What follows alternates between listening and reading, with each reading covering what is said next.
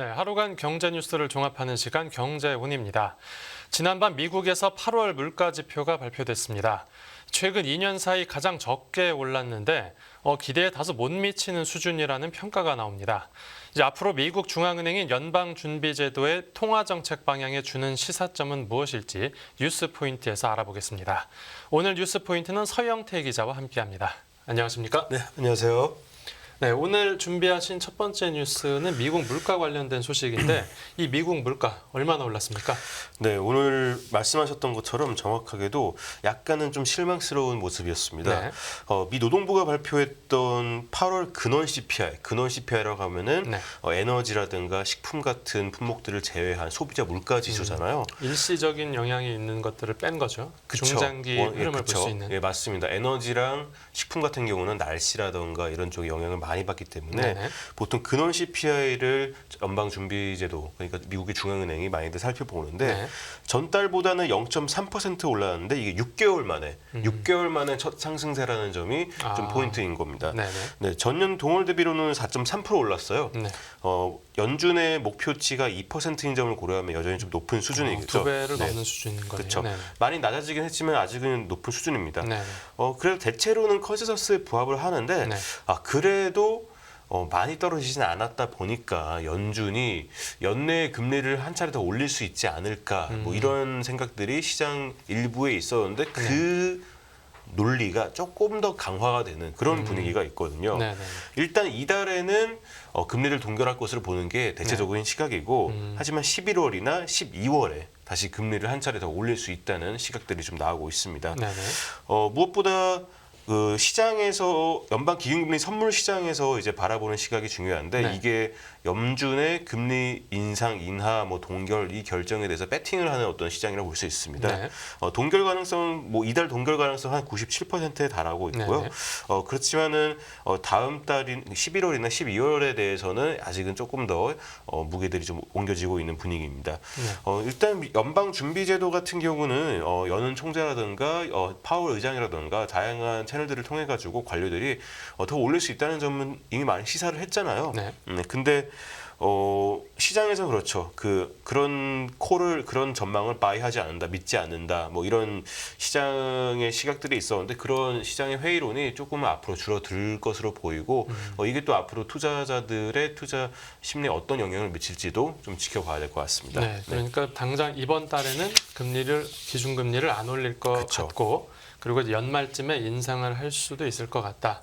이제 이렇게 전망을 하고 있다는 거죠. 예, 그렇습니다. 네. 알겠습니다. 이번에는 유럽으로 한번 건너가 보겠습니다. 네. 유럽 중앙은행인 ECB가 이번 달에 기준금리를 동결할 것이라는 전망에서 금리를 인상하는 쪽으로 전망이 바뀌었나 봅니다. 네. 미국이랑도 비슷하죠. 약간은 조금 더 인상 쪽으로 무게가 가고 있는데 네. 일단 인플레가 너무 높습니다. 유럽에서 인플레이션이 너무 높아요. 좀 설명을 좀 드리자면은 네.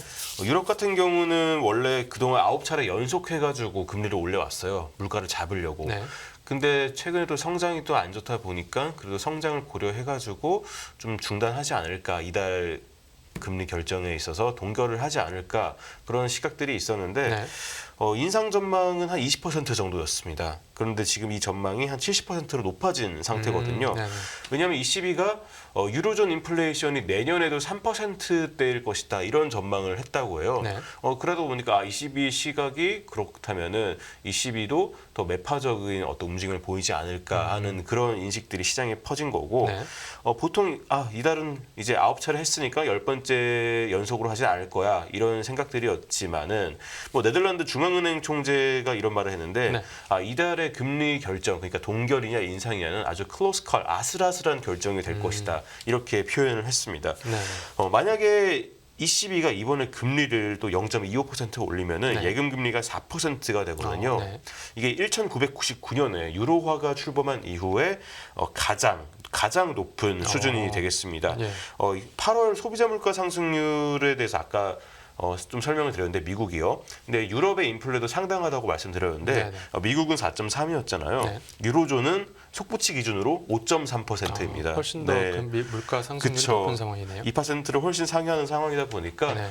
ECB가 금리를 인상할 가능성이 좀 더 높아 보이는 거고 근데 네. ECB도 사실 딜레마인 게 유럽의 성장이 너무 안 좋다 보니까 지금 유럽 경제가 좀 많이 안 좋고 중국 네. 경제 때문에 영향을 받아서도 안 좋기도 하고 네.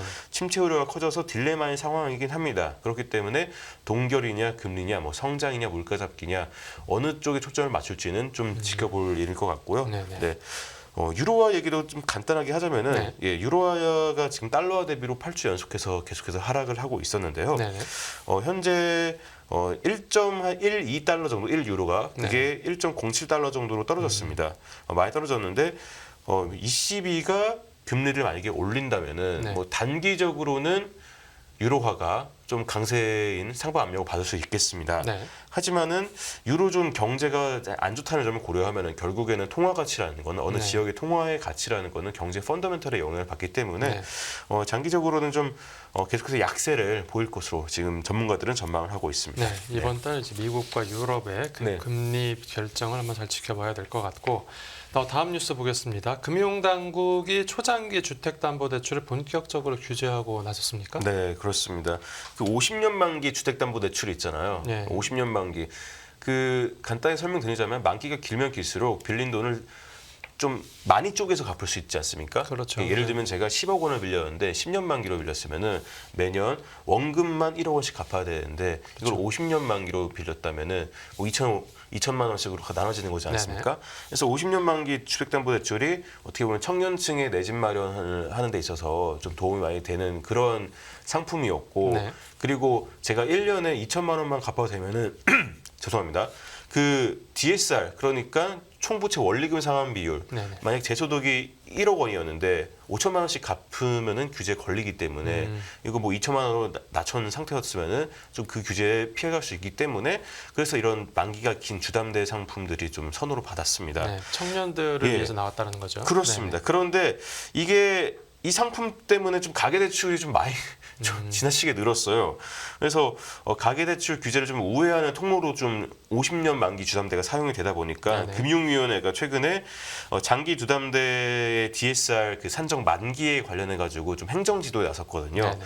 이거를 50년으로 삼지 않고 네. 뭐 예를 들면은 40년 뭐 이런 식으로 줄여버리는 거죠. 그러니까 만기는 50년짜리인데 DSR을 산정할 그쵸, 때 그쵸. 40년짜리로 취급을 맞습니다. 하겠다. 예, 대출 규제 그 DSR 산정할 때 40년으로 이렇게 설정을 하는 건데 네.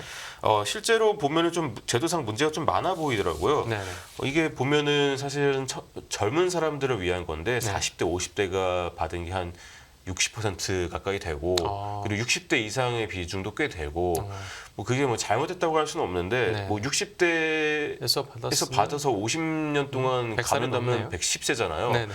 그러면 이제 상환 능력이 있는 건가? 아. 예, 그런 의문이 들고 가계대출을 내준 영업했던 은행들도 이 상환 능력에 대해서 제대로 파악을 하고 대출을 내준 건가 이런 의문이 드는 거죠. 이 부분에 대해서 지금 금융 당국이 규제를 하고자 하는 거고요. 네. 가장 많이 좀 취급을 했던 건 농협은행 뭐 네. 이런 은행들인데 농협은행이 좀 한 30% 가까이 뭐 이 정도 취급을 했더라고요. 네. 아무튼 이렇게 당국이 좀 규제 감독을 좀 강화를 하다 보니까 네.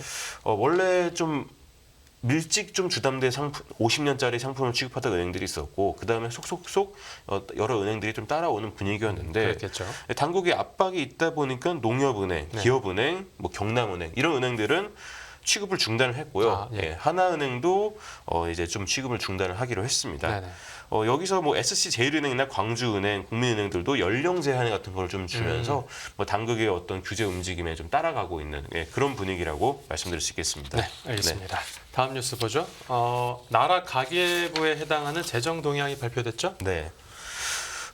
재정 얘기하면은 우리 나라 살림을 이야기하는 건데 네. 나라 살림이 그냥 간단하게 말해서 70조 원 적자입니다. 68조 원 적자인데 정확하게로는 70조 원 적자고 지출이 많이 줄긴 했습니다. 네. 지출이 뭐 일일이 숫자를 뭐 언급을 하자면 좀 지루하지만은 지출이 좀 줄었고 왜냐면은 코로나 위기 대응 사업 같은 것들이 좀 줄어들었기 때문에 네. 소상공인들의 어떤 손실보전금 지급이라던가 이런 예산들이 좀 줄었기 때문에 지출은 줄었습니다. 근데 그런데 적자니까 들어온 돈이 없나 그쵸. 보네요. 나간 돈도 줄긴 했는데 들어온 돈은 더 줄었다는 거예요. 네. 이제 세수가 많이 줄었습니다. 국세 네. 수입이 43조 원 감소했습니다. 네. 뭐 소득세에서도 감소했고 법인세도 감소했고 뭐 경기가 안 좋다 보니까 세수해야 뭐 어쩔 수 없이 감소하는 그런 부분들이 있습니다. 네네. 그러다 보니까 총 수입에서 총 지출을 뺀 통합 재정 수지 이건 7월 말 기준으로 38조 원 적자를 기록했습니다. 네네. 네. 아까 뭐 쉽게 표현했지만 정부가 쓴 돈이 국민으로부터 거둔 돈보다 많다는 그런 의미고요. 네. 보통 통합 재정 수지보다는 우리가 관리 재정 수지라는 지표를 보는데 이게 국민연금 등 4대 보장성 기금을 빼고 네네. 그럼으로써 정부의 실질적인 재정 상태를 보여주는 지표예요. 네. 그래서 관리 재정 수지를 보는데 이거는 아까 말씀드렸듯이 68조 원 적자였습니다. 네.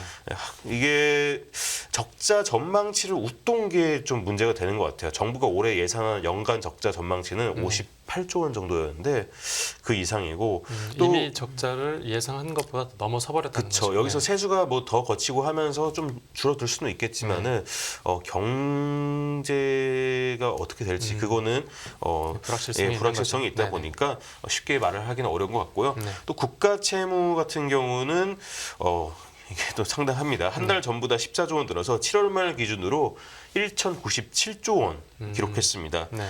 거의 1,100조 원에 가까운 그렇죠. 수준이네요. 올해 정부가 그러니까 국가 채무라는 건 나라가 진 빚인데 올해 정부가 생각하기로는 이 나라 빚을 한 1,101조 원 정도 예상을 했거든요. 네네. 근데 여기에 거의 근접하게 된 거죠. 네. 그럼 나라 빚이 계속 늘고 정부 전망치도 넘어설 것이냐? 뭐 정부는 뭐 그렇게 생각하지는 않는 게 정부가 진 빚은 결국 국고채잖아요. 채권이지 않습니까? 네네. 국고채 상환 일정들은 고려하면은 우리나라 올해 중앙 정부의 채무 수준이 전망치 수준이 될 것으로 보고 있습니다. 네. 그러니까 빚을 앞으로 갚아 나갈 거기 때문에 뭐 크게 전망치를 웃도는 수준으로 빚을 많이 질 건 아니다. 뭐 이렇게 이해하시면 되겠습니다. 네, 알겠습니다. 다음 뉴스는 한국은행 관련 소식인데 이 한국은행이 앞으로 통화 정책을 어떻게 운영할지를 설명하는 보고서를 냈습니다. 네. 여기 어떤 내용이 담겼습니까? 네, 한은행이 이날 국회에 제출한 통화 신용정책 보고서인데요. 네. 향후 통화정책 운영 방향에 대해서 이야기를 합니다. 아까 미국이랑 유럽의 중앙은행 이야기도 들었는데 네. 한국은행도 메시지가 약간은 긴축적이지 않나 이런 생각이 듭니다. 금리를 왜냐면은 추가로 올릴 수도 있다 이런 뉘앙스가 담겼다는 거죠. 그쵸 뭐 그렇게 그것보다는 좀 직접적이진 않고 그것보다는 네. 좀 간접적인데 네. 물가 상승률이 상당 기간 목표 수준을 상회할 것으로 보이기 때문에 네. 물가 안정에 중점을 두고 긴축 기조로 상당한 기간 지속을 하면서 추가적인 금리 인상 필요성이 있는지 판단을 하겠다. 뭐 이 정도 얘기를 했습니다. 원래 뭐 중앙은행이 뭐 이렇게 딱 확실하게 얘기하지는 않잖아요. 네. 섣불리 금리 인하를 네. 예상하지는 마라 뭐 이런 네. 걸로 들립니다. 네, 왜냐면은 그 소비자 물가를 상승시킬 요인들이 좀 있습니다. 네. 물론 서서히 둔화하겠지만은 빠르게 둔화하면 좋은데 소비자 물가가 빠르게 내려오지 않을 요인들이 중국 사람들이 이제 한국에 단체 관광 오지 않습니까? 예. 그런 사람들이 또 쓰다 보니까 물건값이 또 오를 수 있고요. 네. 그리고 우리나라 사람들이 지금 초과 저축을 한 것들이 있는데 이 초과 저축들을 소비로도 옮겨서 쓰다 보면은 또 수요가 또 생기고 또 물가 상승 압력이 되다 보니까 네네. 또 한 가지는 공공요금이 또 인상될 수도 있고요. 네. 한전이라든가 또 굉장히 좀 지금 재정 상태 안 좋지 않습니까? 네. 재무 상태가 그러다 보니까 뭐 전기요금 같은 게 인상되는 그런 리스크도 있기 때문에 네. 한국은행에서 소비자 물가 상승률에 대해서 조금 그 둔화에 대해 좀 보수적인 좀 입장을 견지하고 있는 것으로 해석이 되고 네. 또 한 것이- 가지는 네네. 네네 아, 또 한 가지는 유가가 요새 또 오를 그런 기미를 또 보이고 있지 않습니까? 네. 또 오르기도 했고요. 그리고 달러 원 환율도 달러 가치가 또 강해지면은 유가도 비싸졌는데 달러도 비싸졌으면은 그러면 수입 물가가 또 오를 수 있으니까 네.